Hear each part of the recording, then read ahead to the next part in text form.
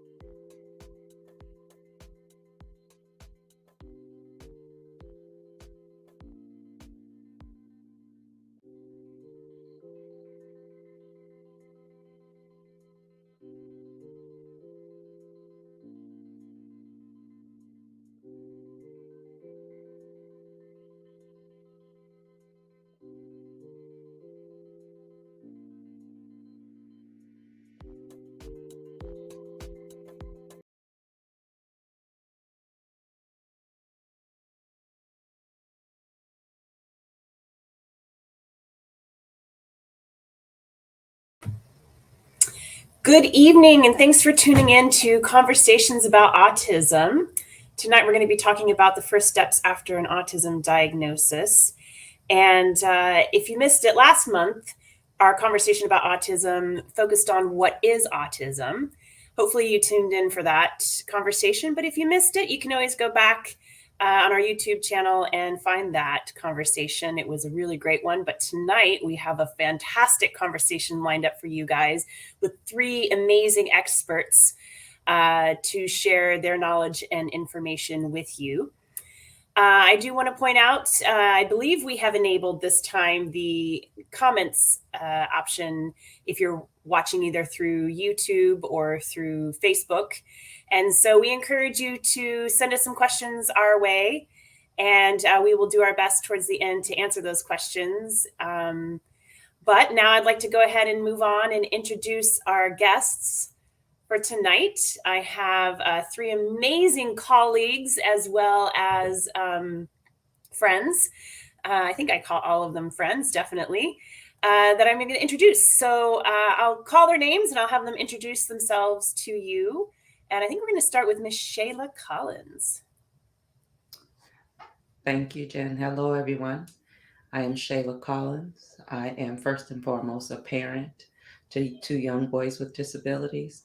I am also at the UW Lend as family faculty and at the UW Center for Child and Family Wellbeing, where I do mindfulness for people who work with little babies. And so it's an honor to be here tonight. And tonight it's about me talking about my experience as a parent and how that's led me to being a parent advocate. So thank you. I'm glad to be here. Welcome, Shayla. I'm glad you're here too. And we also have with us John Lemus. John, and introduce. There you go. Hi, everyone. My name is John Lemus. I'm an autistic self-advocate here in Spokane, and I am a member of the UW Autism Echo Hub team. And I'm here to give the autistic self-advocate perspective tonight. Wonderful. Thank you, John. And last but not least, we have Katrina Davis. Good evening, everyone. Katrina Davis. I'm a family advocate at the University of Washington with the ECHO program, which is through the Center on Human Development and Disability. I'm also a family advocate, case manager at the Seattle Children's Seattle Children's Emergency Department, working with individuals with autism and intellectual disability and behavior crisis. Really happy to be here tonight. Thanks, Katrina. Yeah, and you were at the Autism Center for so many years. I think you can still put that one on your your discussion there. And I was going to have each of you introduce not only yourselves as well as your superpower. So Katrina reminded me of that. So Katrina, tell me, what is your superpower?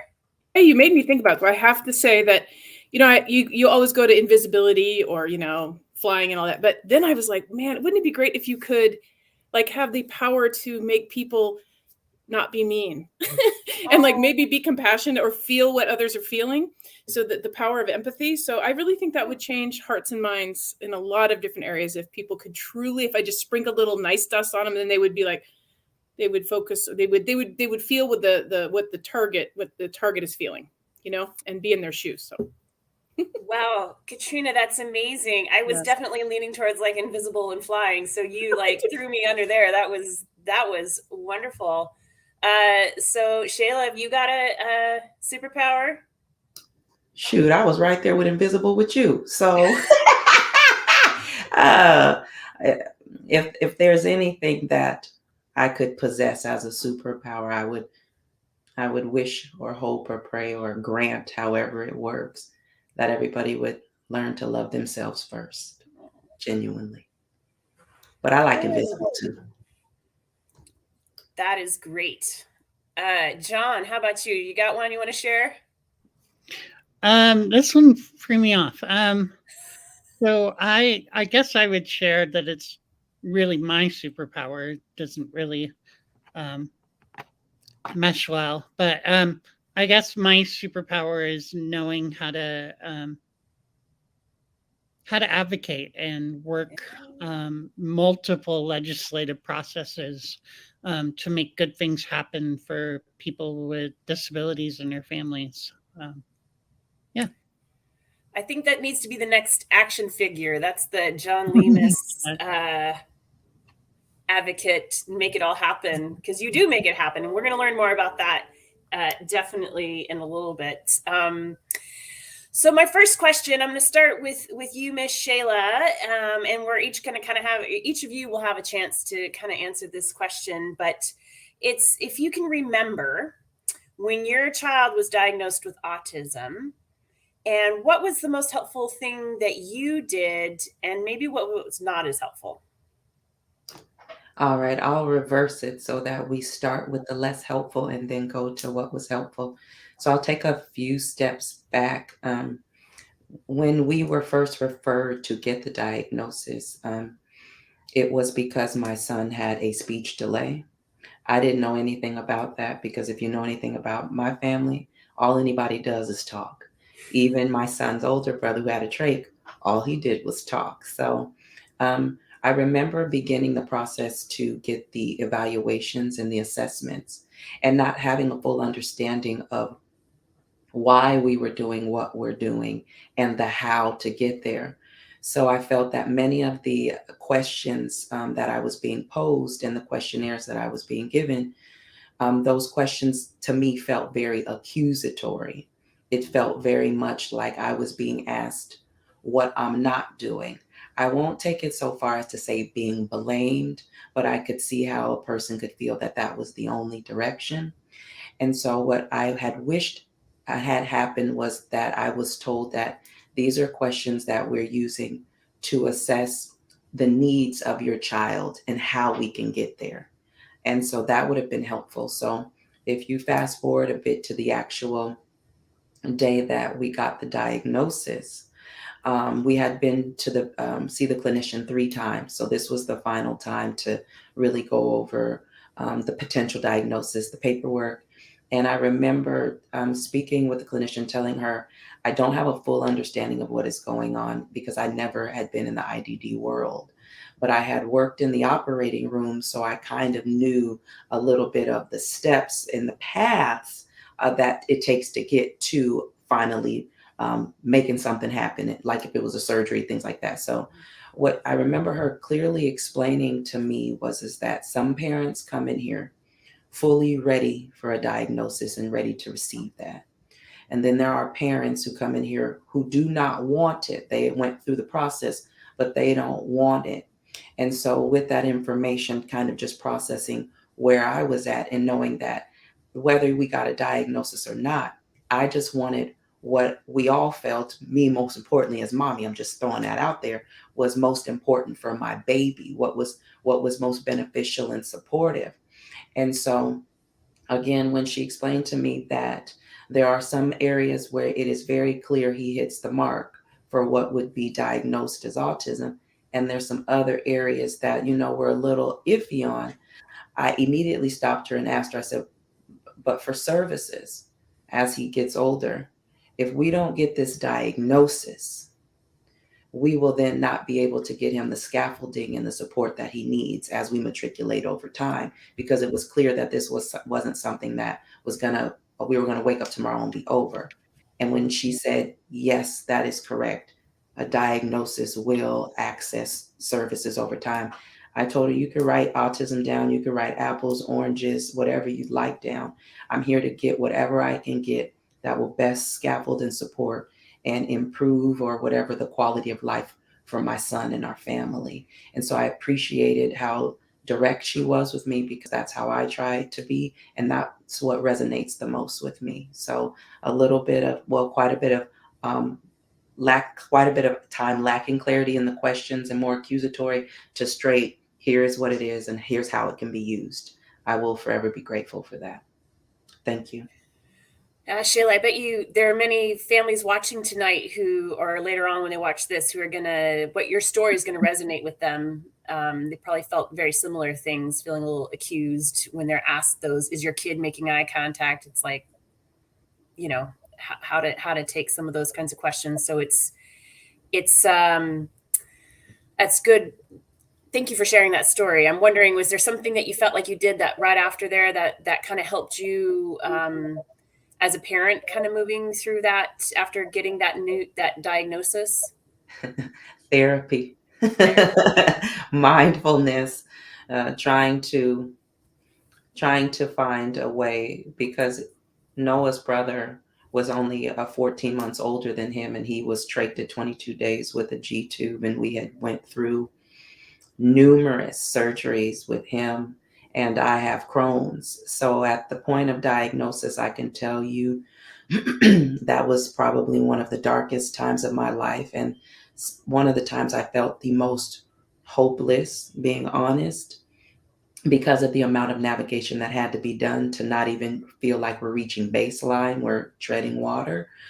And so it took a lot of hitting rock bottom in a lot of ways to realize that I needed to get some help mentally to support my emotions and how I felt, and that it wasn't my fault, and that how I felt was valid, but I still got to get up the next day and take care of these babies. That's no ifs, ands, or buts about it.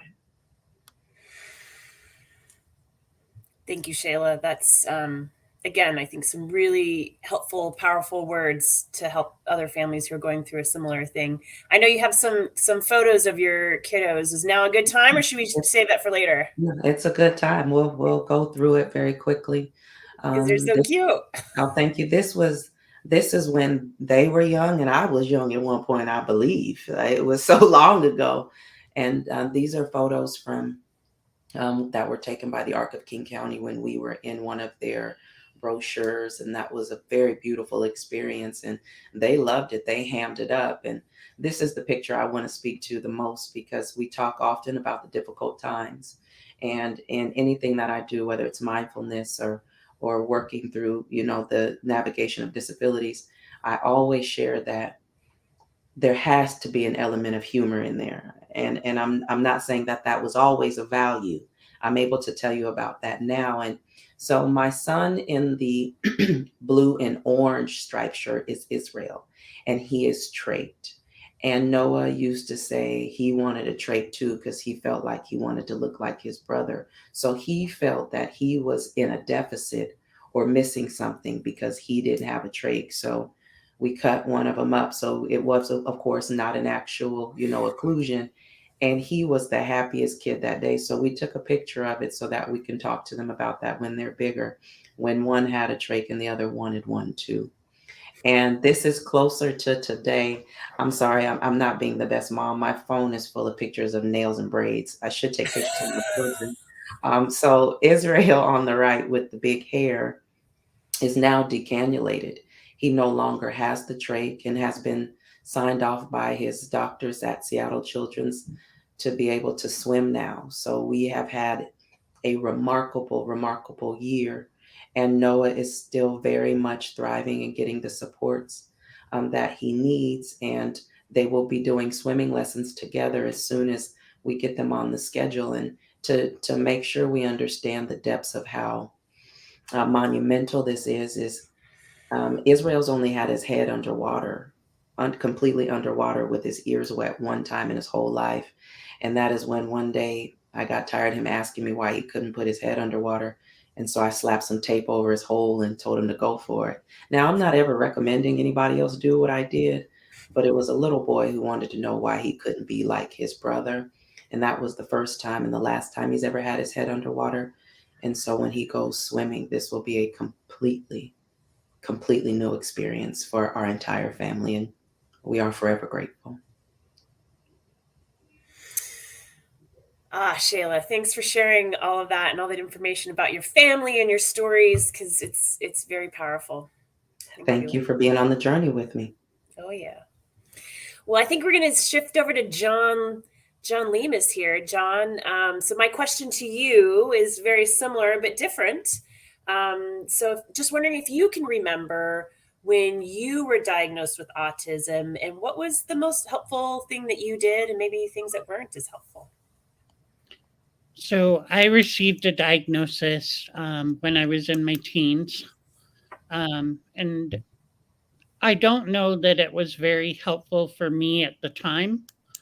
It was very helpful to my parents, who were able to understand a lot more about why I was the way that I was. I think for me, I always knew that I was different. And it had been really frustrating because I would have all of these issues at school and at home. I always joke that if my parents actually had friends with other children who had disabilities, that they would say, "Thank God, my son or daughter is not as hard to deal with as yours."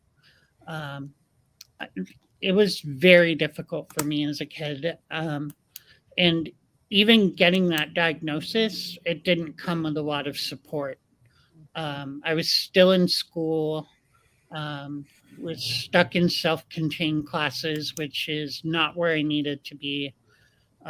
Wasn't being challenged, was having issues at school, which led to having issues at home. And I think the hardest part for me is that I grew up in a military program, so a military family. And so my parents didn't have a lot of patience for a lot of the behaviors that came along with my disabilities.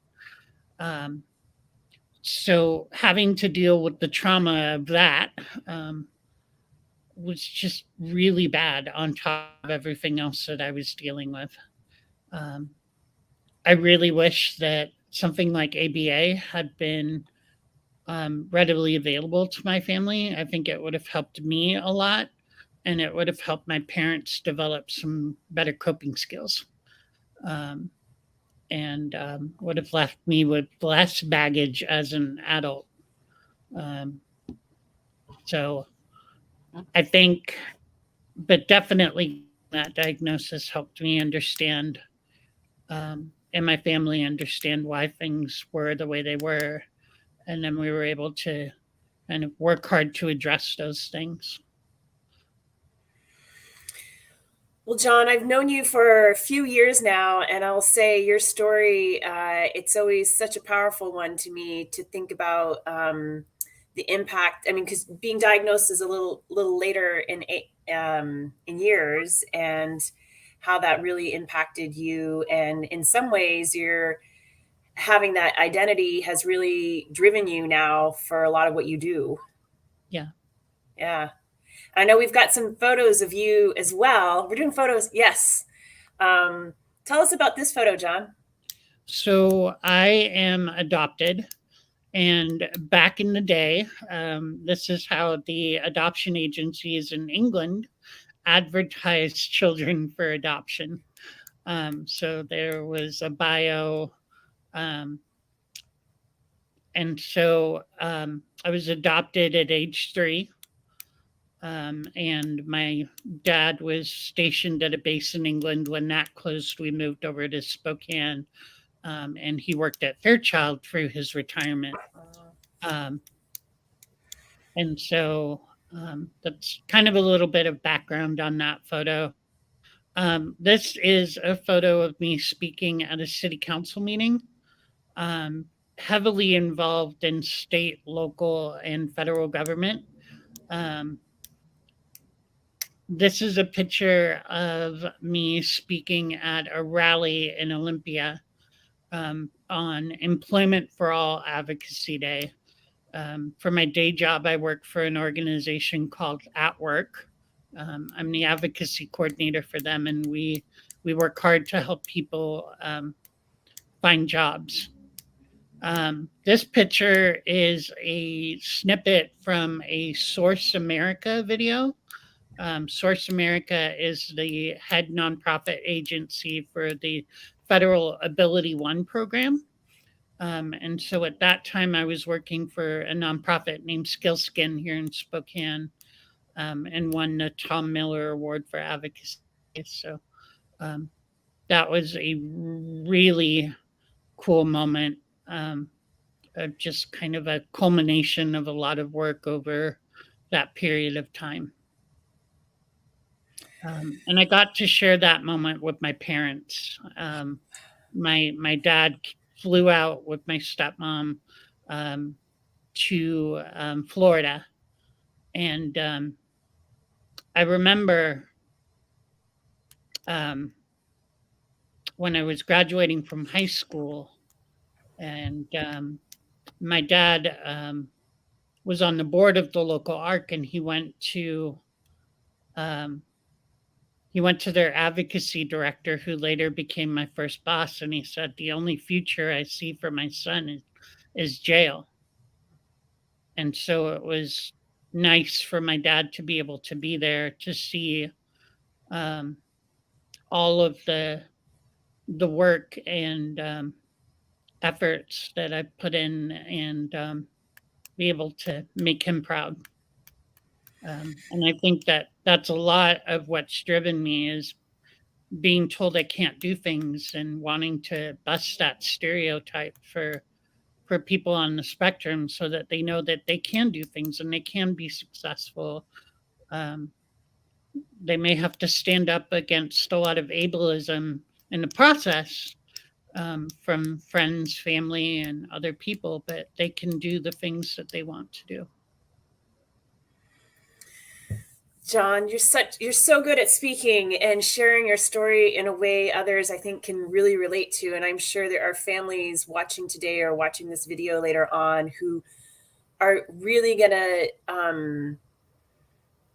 it's going to be very powerful for them to hear about, if they're struggling with their kids at home and at school and thinking there might not be a future.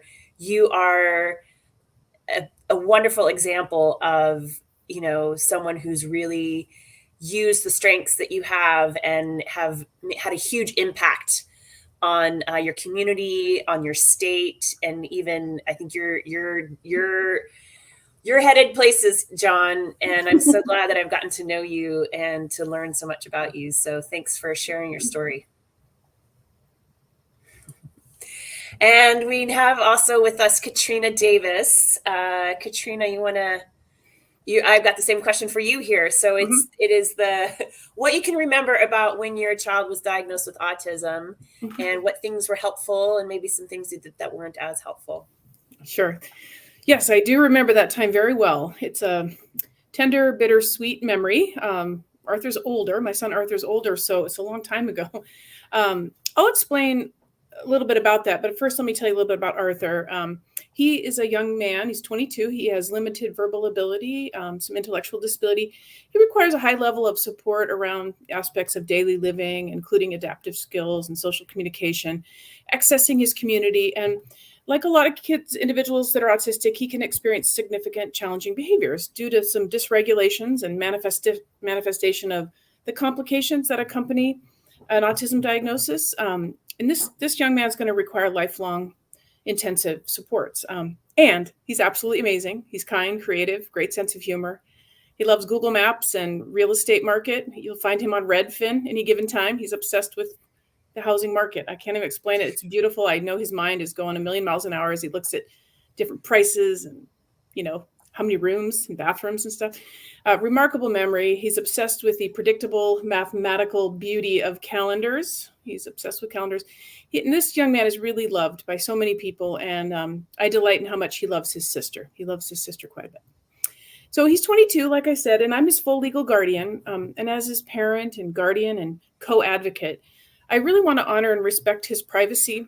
And I also believe Arthur would want his story to be told so others can get help and understand folks like Arthur and help create the vital services he needs, given his limited ability. So just as John fights and advocates so hard, I think Arthur, in many ways, he's advocating just as hard by just living his life every day. And he tells us what he needs every day, just by the way he lives his life.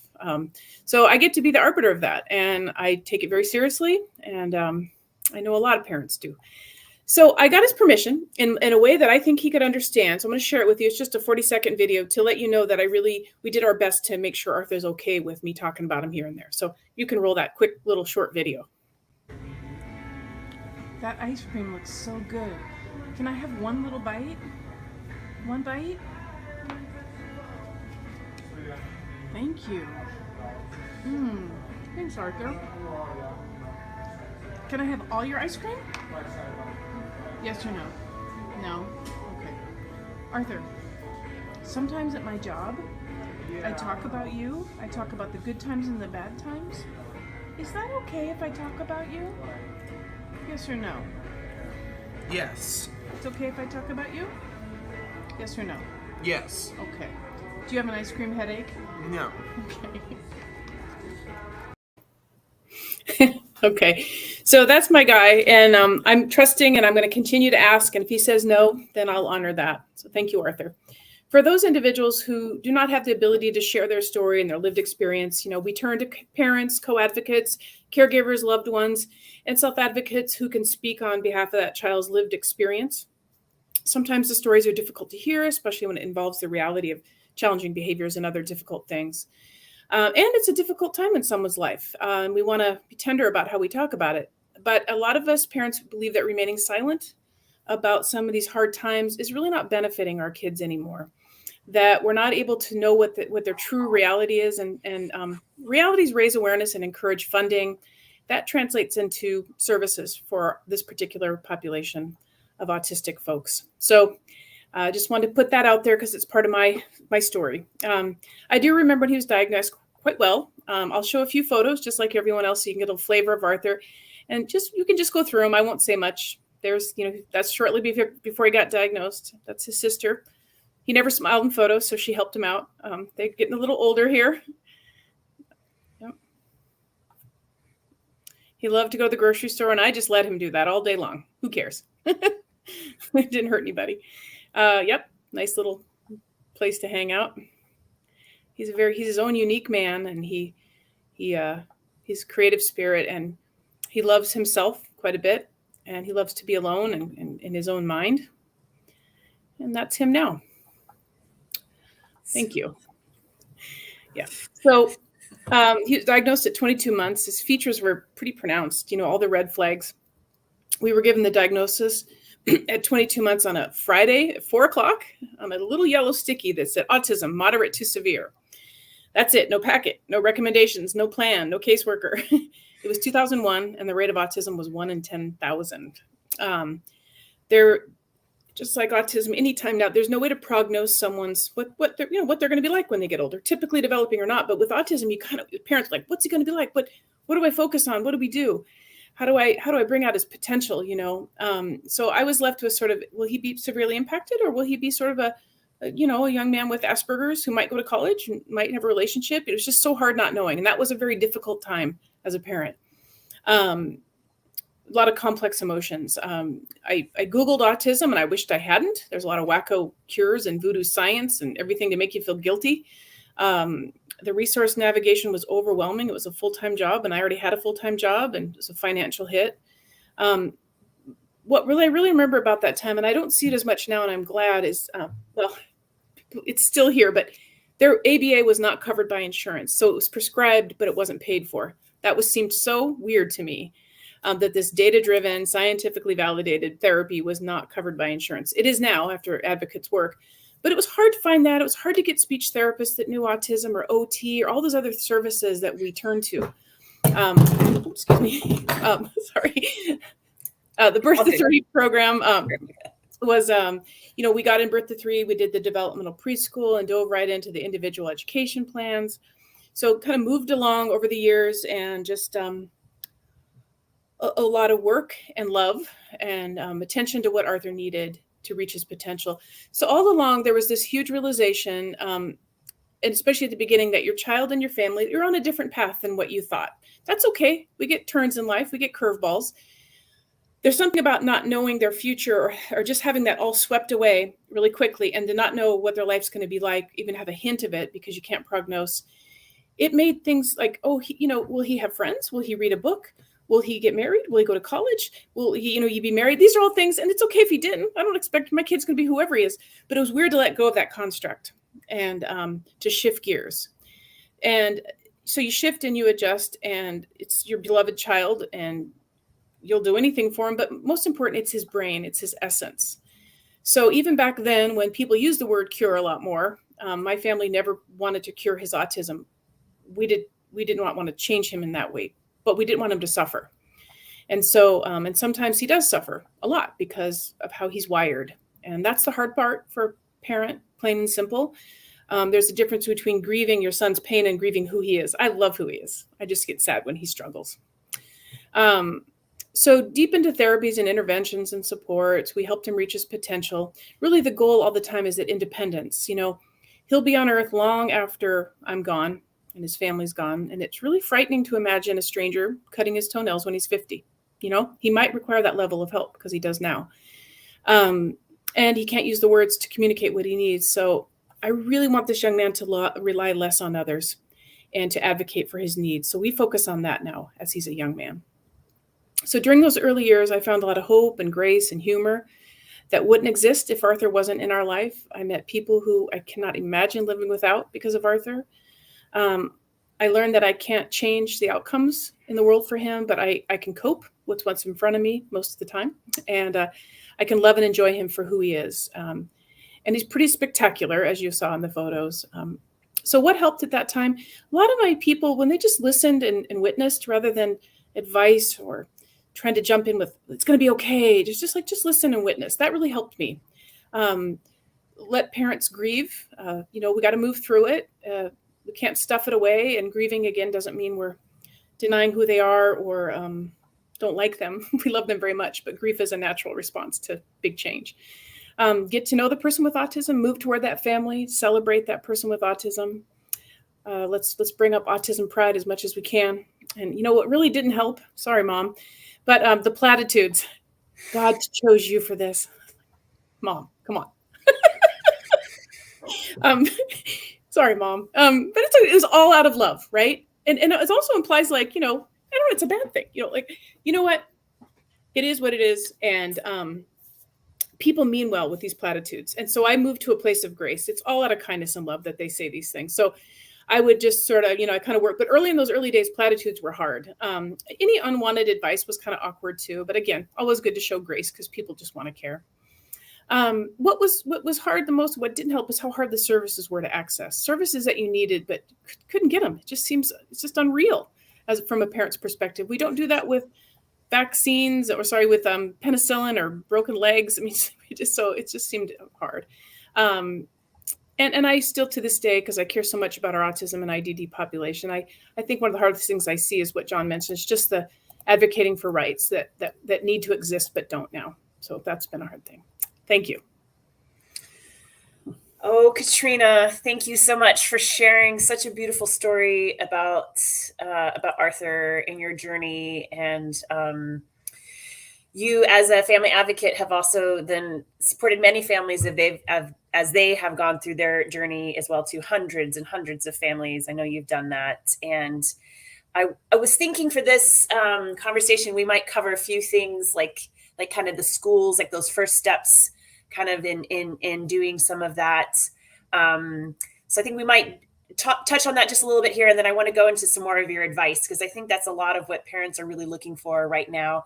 But I think often when we're diagnosing kids, like one of the first things we're making sure is that they're getting kind of those base services. And so, Katrina, I was just wondering if you could kind of just walk us through really briefly, like sharing that diagnosis with the school and kind of what that process ought to look like, and what you tell families when they're needing to do that. Yeah. Well, I was really enthusiastic about sharing his diagnosis because I believed that it would open doors to an individualized education plan geared towards his individualized needs. So I felt it revealed more about him, and we know a lot about autism now. So let's look at it. Let's see how it presents in his life and who he is, its essence, and start to plan goals around that. So it created, sharing the diagnosis with school helped create thoughtful and planful, individual education plans or IEPs, making sure we're targeting the goals that were most important for him. Example of that is like in high school, we felt adaptive and life skills were more vital to his future at that time than the same basic math he'd been doing over and over for years. So we were able to say, let's shift towards life skills, adaptive skills, and maybe, some other things. Coping with strong emotions was more important to me than doing math problems. So the IEP and working with the schools and sharing who he is right down to his diagnosis was really important for guiding goals. One thing we did is we brought the IEP to life every year by trying to have the goals posted in the classroom for the teachers and paras and staff to see, even if just a one pager to remind them, because that document's massive sometimes and it gets tucked away in a drawer. I couldn't even tell you his goals if they didn't walk into that classroom every time and see it. So it helped to have that. We put his picture on it, highlighted the goals. I also every year created a getting to know Arthur forum with his picture on it. I gave it to the front desk staff, the PE teacher. Everybody saw it, so when they saw Arthur, they would know how to accommodate his unique needs and meet him where he's at. And I also, inclusion opportunities, as John was saying, how important it is that we get our kids with their typical peers.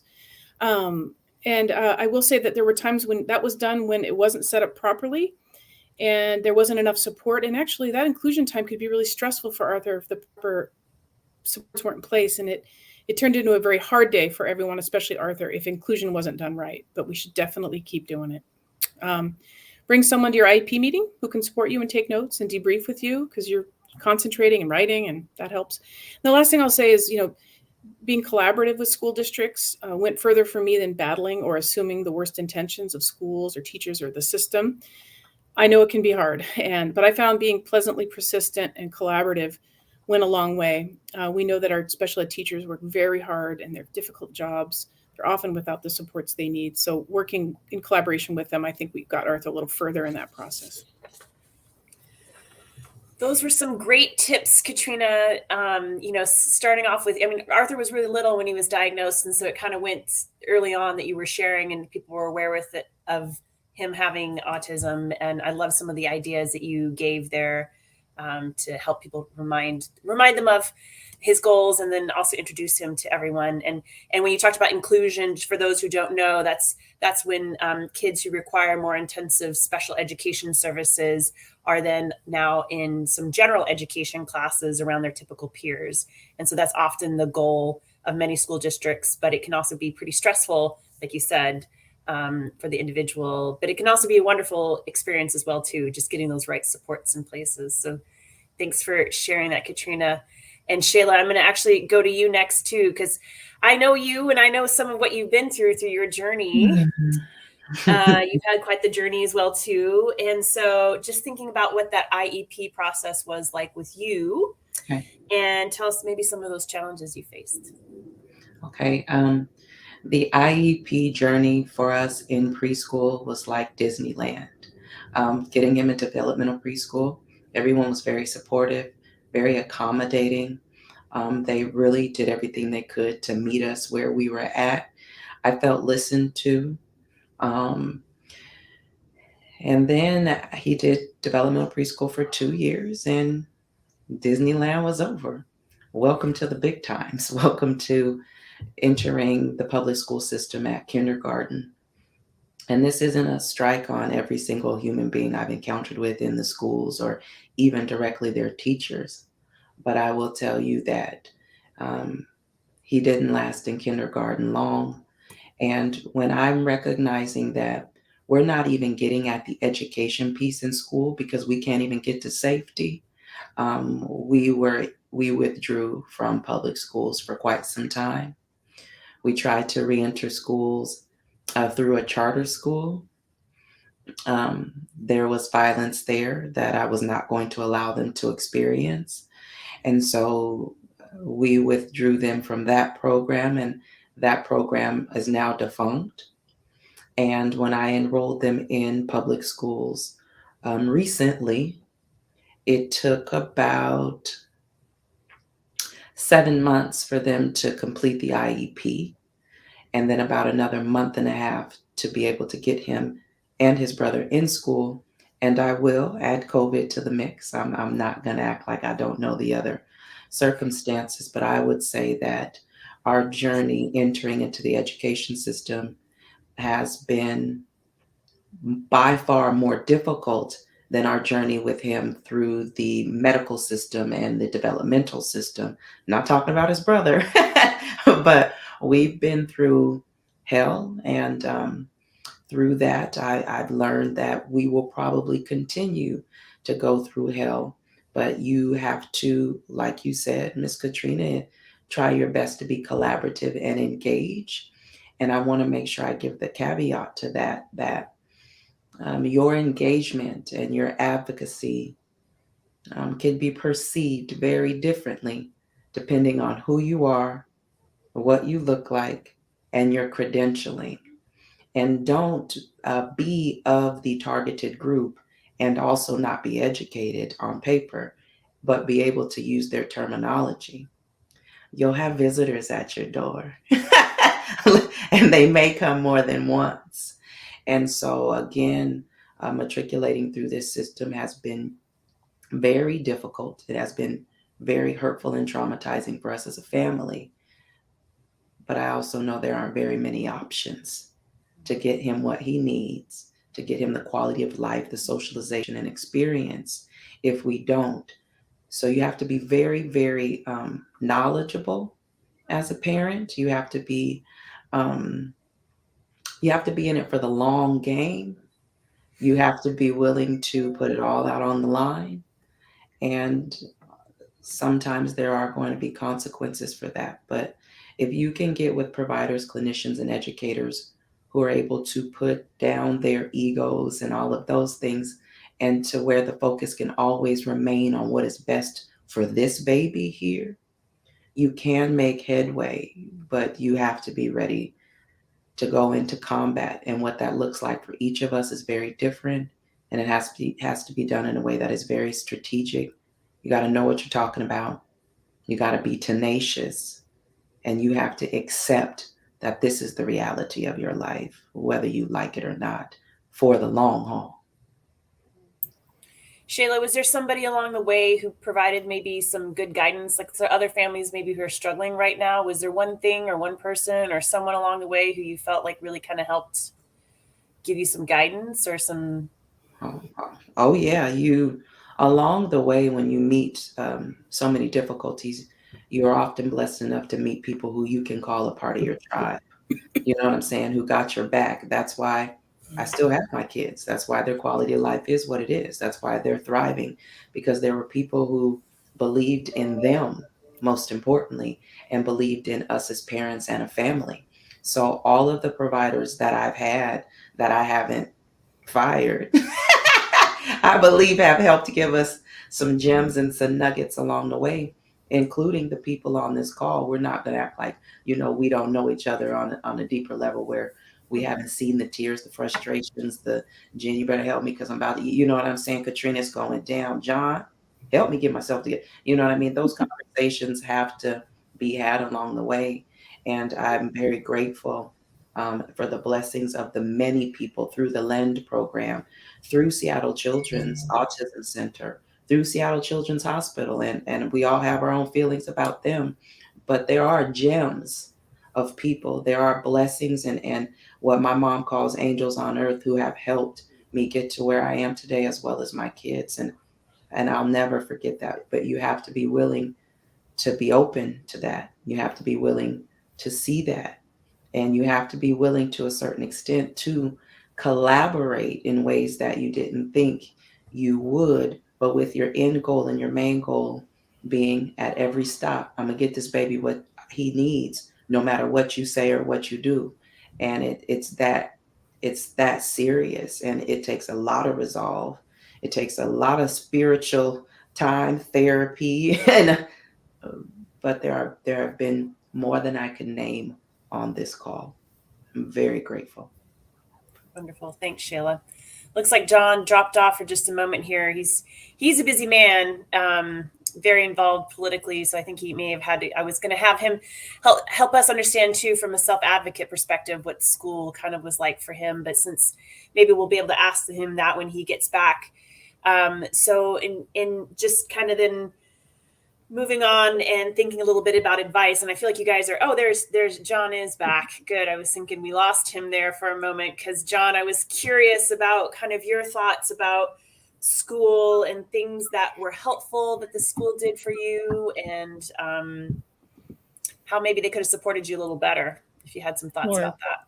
Sure. I apologize for turning my camera off. My Mac battery was just No worries. to die, so I had to run for the charger. School was not very helpful for me, especially high school. I went my first 2 years to high school in a rural area called Cheney. And the special ed department, once they saw my diagnosis, decided to put me in a self-contained program. I was one of those kids who was lucky to turn age 18 their senior year of high school. So it was that year that I got to call the shots. And that summer, I went to a conference called Special Ed in the Law, and just learned everything that I needed to learn about IEP. And I went to the building principal and I said, least restrictive environment, here's what we're going to do this year. And we made it happen. But I was very disappointed and that it took that long. I think my parents were just overwhelmed, and they were tired of dealing with the behaviors at school. So if I was in the same classroom every day, how much trouble could I get into? But that really didn't, challenge me at all. I wasn't getting any kind of an education. And so that senior year, I got to choose my classes. I was one of the lucky few that got accepted to the district's transition program at the time. And it was there that they taught us everything that I should have learned from the self-contained class. How to ride the bus, how to manage money, apply for jobs, balance a checkbook. And so it really wasn't until I hit those last few years of school that I really got the tools I needed to be able to be a fully functioning adult. And that was disappointing. I mean, I feel like I could have gotten a lot more out of a public education had I been afforded um, access to regular ed classes. So just very frustrating all around. But I'm very glad that those last few years were successful and set me up for success.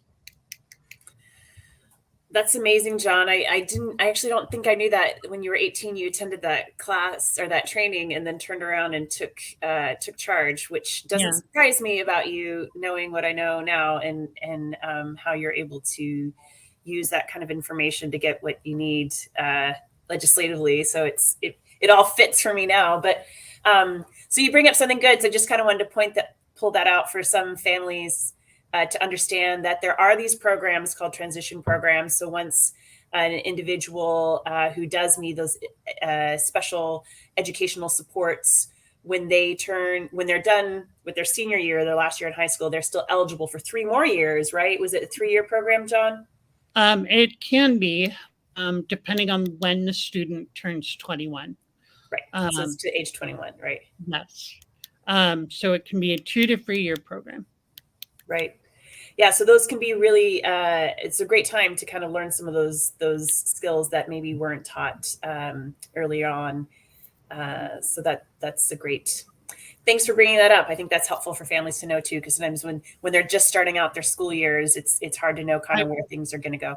I would ask that since I work in the supported employment realm, that parents should think about getting their child's interests into their IEPs so that the schools are working towards some sort of job goal for them. That's really, really important so that they're gaining those skills in school and then they can be employable once they leave.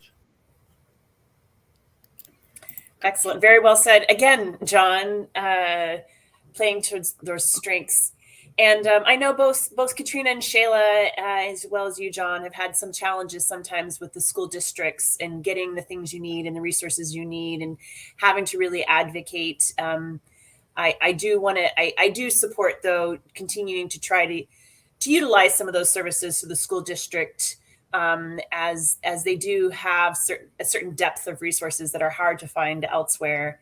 And generally that process, once you share a diagnosis, especially if you have an older person or older child with autism who isn't a little one starting the preschool, but is older school age, that it takes about 25 school days for them to decide to do an evaluation and 25 days to do the evaluation and then meet with you. So it can be up to like a 3-month process usually, as opposed to Shayla's 7-month 7-8 month process. So it should be, generally you should expect more. And if the educational ombuds, Washington State Educational Ombuds is a great resource to go to that where they really outline that and when you share your diagnosis with the school. And so if you go to the Seattle Children's Autism Center website and you click on patient and family resources and scroll down there where it says living with autism, we've got great resources to help kind of support some of those processes that you go through when it comes to that time to share the diagnosis. And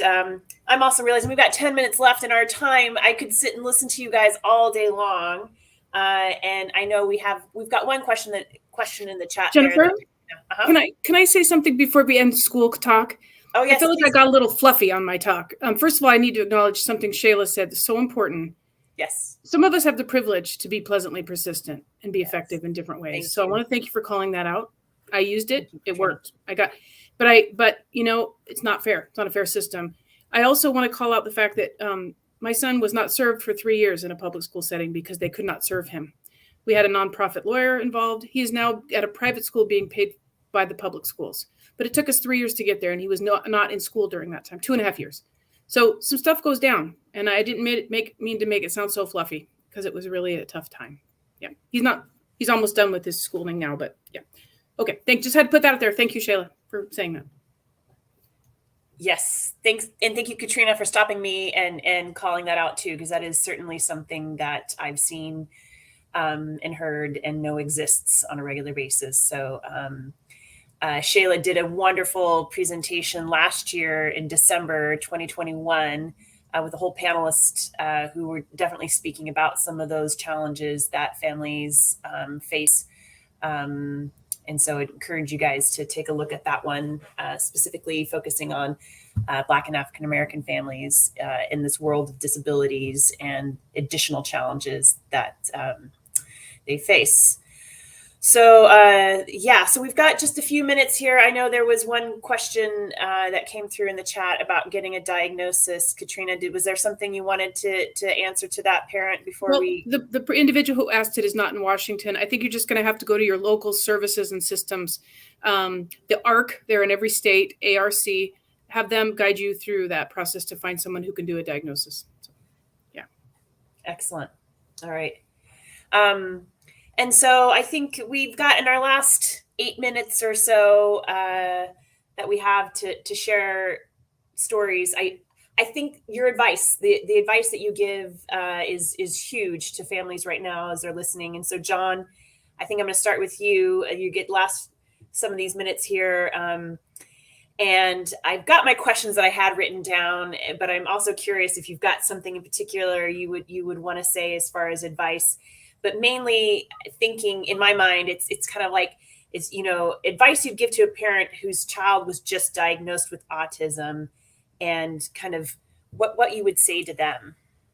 I think that I would say to parents who just got a diagnosis for their son or daughter that to have hope, because there is a future. And it's hard, but it gets there. I would also tell them to stay off the internet. There's a lot of information out there on the autistic dark web. I have no problem saying that. It's easy to fall down the rabbit hole. And so I would encourage parents to get to know other families where their son or daughter is going to school. Because that's really where you get the information, is by parents getting together and sharing resources and sharing what's worked for them and what hasn't. And that becomes more of a support network for the parents as they go along that journey. Wonderful.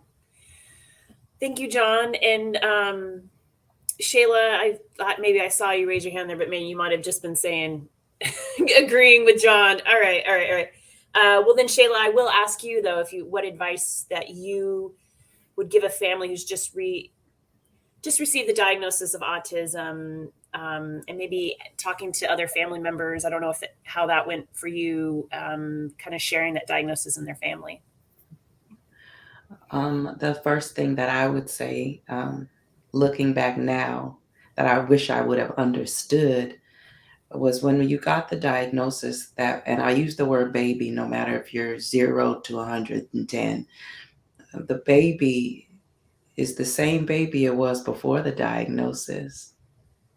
The love that you have for that baby prior doesn't go away. That's still your baby, right?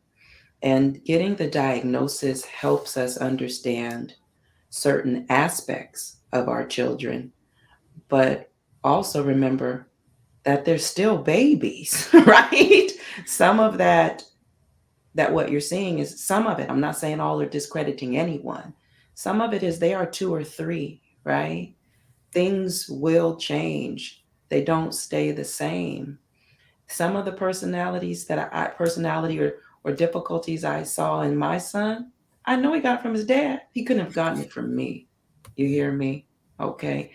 Think about the talents, the gifts, sometimes the different moods the babies are in, right? That is still the same exact baby. The only thing that has changed is what you've been told and what your idea of what you've been told is. And again, that's not to take away from any experience, right? Also, I would say, please be patient with yourself and your child. This is a marathon. This is a long game. This is not a sprint. You're going to be doing this for a long time. So pace yourself. The impediments to getting services, that's going to continue. That's not inherent to you or just your experience now. That's not going to be new. Okay? Get ready to have to engage in that combat. And I call it combat because it was never, hi, I'm Shayla. I'm a really nice person. Can you please give me what my son needs? It was never going down like that, right? And so be patient, study as much as you can. Don't get me wrong, always was first is basic needs. I get that. We're talking housing, food, warmth, water. We're talking straight economics. I get that. So I'm not discrediting that. If there is any more bandwidth, try to get to your IEP courses. Try to know what workshops are happening. Try to know who knows what and be their friend. Get them some chocolate or something. Get to know who's who in the game. They'll help guide you just out of the spirit of knowing where you've been. And then lastly, and I'll not get on my high horse too much, be good to yourself. Be good to yourself. You didn't do anything wrong. This is the reality of what it is. Please be gentle to you. Be gentle to your family who is experiencing this with you. Maybe not like you, but be good.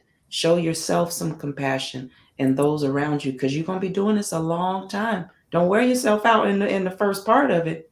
You got some time. And then get with people who care about you. Everybody on this line can help you in some form or fashion, or at least point you to somebody who can. And that's where our heart is at. That's why we're here. Thank you. Thank you, Shayla. Very well said. And we've got our 2 more minutes here, Katrina. I'm gonna give those minutes to you because nope, you're good. All right. No, so fast. All I want to say, I was like, no, Okay. Shayla said, I was going down my list. She said everything, especially to be gentle with yourself. Thanks for saying that, Shayla. It's so crucial. I wish I could have done that differently. Find your people, surround yourself with people who understand what you're going through, maybe who have kids that are a little bit like yours. I want to say this is really important. I wish I had done mindfulness. Thank you, Shayla, for bringing that up. The self-compassion you get from that and the reframing and the coping strategies, because these things you can't change, sometimes you change yourself, and that is a beautiful way to do it. And I'll just say one last thing in honor of John. Talk to autistic folks. I've learned so much from John, deeper insight about my son. I don't have autism, so talking to someone like John and other autistics who seek mutual understanding and compassion for us parents, that talking to folks like that, it honestly changed the way I view and approach and will support my son for the rest of his life. That was beautiful, Katrina. I also have learned so very much from listening to John speak and other autistic self-advocates. I mean, John's one of the first self-advocates who I really got to know, and I've appreciated things. He's got such great insights.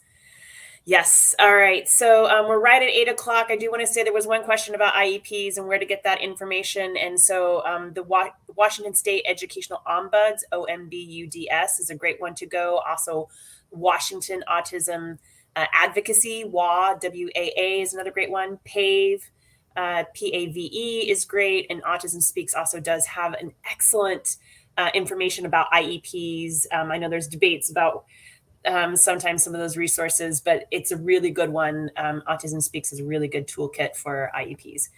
All right, I wanted to throw that in there. I know there were some other questions too. We didn't quite get to all of those, but I want to thank all of you for attending today, for tuning in, to listening to these stories, and I hope you all have a wonderful night. Thank you very much. Thanks.